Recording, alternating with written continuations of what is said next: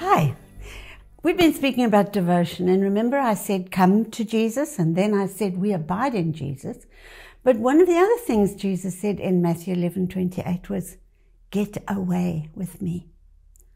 Don't you love to get away? Even though we live in the most beautiful place in the world, I love to get away. It changes your perspective.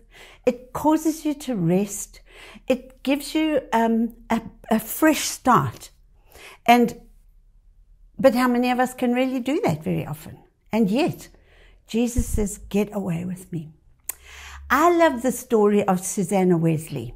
She was the mother of Charles and John Wesley, but she also had 8 other children. Now, I don't know about you, but 10 children, that's incredible.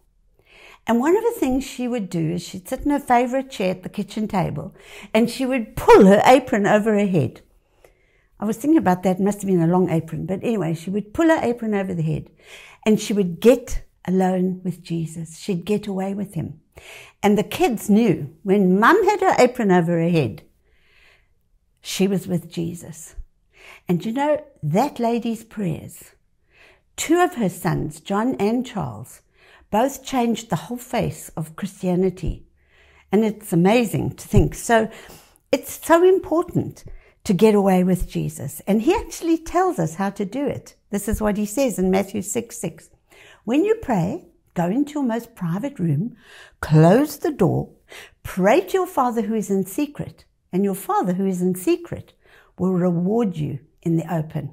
How amazing is that? In the Message, it says it like this, and I love this. Here's what I want you to do.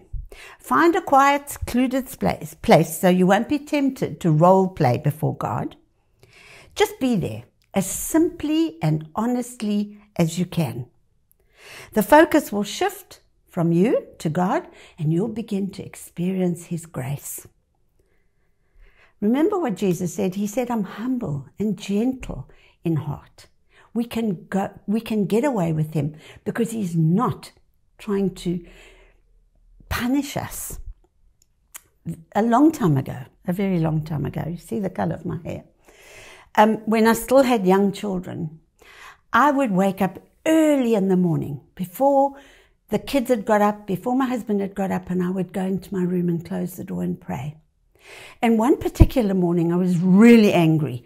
There had been a problem in the church. It was a very serious problem. And I was angry, disappointed, bitter, unforgiving, and I couldn't even pray. I was that angry. So I thought, well, what shall I do? I read Psalm 23. The Lord is my shepherd, I shall not want. He makes me to lie down in green pastures. He leads me beside still waters.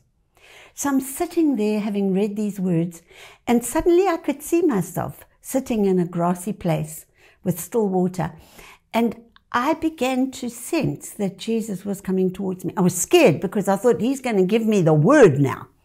But instead of that, he put his hands on my face like this and kissed me all over with little butterfly kisses. And he said to me, you are precious. You are precious. You are precious. And I said, no, Jesus, you don't understand. I'm angry and bitter and unforgiving. There's no ways I'm precious. And he said to me, you are what I say you are. I wept. And then, of course, the time was going on. I went to the kitchen, made coffee. And while I was in the kitchen, the accuser, the evil one, came and he said to me, oh, that's it. You are losing your mind. This is the end. You're in trouble now. And I thought, yep, he's right. I mean, I've got a vain imaginations here, I'm sure. Anyway, I made the coffee, went through to the bedroom, put it down on my husband's bedside table. The room was dark. He was fast asleep, and he woke up with a start. And he put his hands on my face, and he kissed me all over with little butterfly kisses, and he said to me, you are precious. You are precious. You are precious. Then I really cried, because you know what that did to me?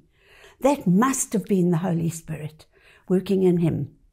And what it did to me was change my perspective.